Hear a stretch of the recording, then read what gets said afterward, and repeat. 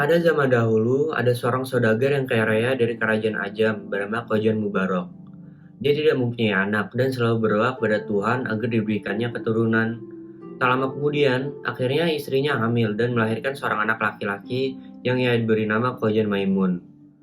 Ketika Khojan sudah berumur 15 tahun, dia dinikahkan dengan seorang gadis yang cantik bernama Bibi Zainab.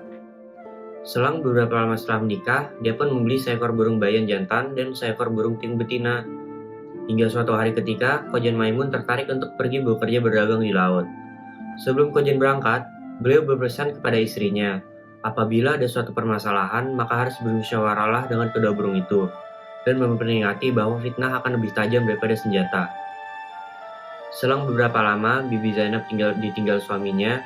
Ada seorang anak raja yang sedang berkuda melihat kecantikannya Bibi Zainab. Kemudian dia jatuh cinta kepadanya. Bibi Zainab yang merasa sendirian akibat ditinggal suaminya, jatuh cinta juga dan berencanakan untuk bertemu dengan sang pangeran setiap malam. Hingga pada suatu malam, Bibi Zainab tiba-tiba segera bergegas untuk berpamitan kepada burung tiung, agar bisa bertemu dengan pangeran. Tetapi burung tiung tersebut menasihati Bibi Zainab, karena perbuatan itu telah melanggar aturannya Allah. Mendengar nasihat dari burung tiung, Bibi Zainab pun akhirnya marah dan melemparkan sangkar itu, hingga burung tiung meninggal. Ketika Bibi Zainab hendak pergi, dia melihat burung bayan yang sedang berpura-pura tertidur. Burung bayan pura-pura terkejut karena ia mendengar keinginan dari Bibi Zainab yang hendak pergi untuk menemui anak raja. Maka bayan pun akhirnya berpikir, apabila dia menjawab seperti yang dikatakan tiung, maka dia pun akan ikut mati. Setelah lama berpikir, bayan berkata kepada Bibi Zainab yang cantik, "Aduhai Siti yang baik parah, pergilah dengan segeranya mendapatkan anak raja itu. Apapun hamba ini, jikalau jahat sekalipun pekerjaan Tuhan, tanggunglah akibatnya sendiri." Bibi Zainab sedikit terkecoh dengan perkataan si bayan, namun tetap ingin menemui putra raja itu.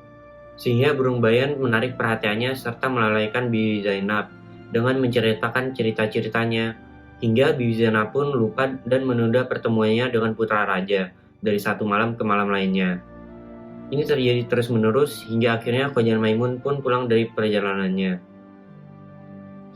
Bayan yang bijak dan pandai bercerita itu tidak hanya menyelamatkan nyawanya, tetapi juga menghentikan istri suaminya menjadi istri yang curang. Ia tidak mau berbuat jahat, keji, dan berbicara yang tidak ada manfaatnya. Oleh karena itu, ialah disebut burung bayan yang budiman.